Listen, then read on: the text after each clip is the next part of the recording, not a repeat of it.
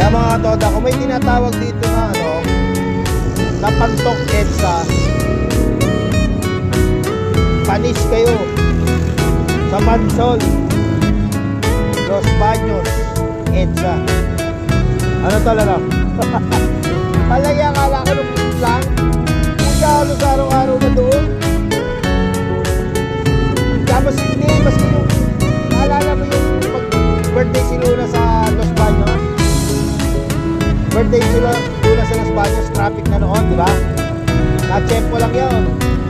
Wala niya, ngayon normal na pala yun.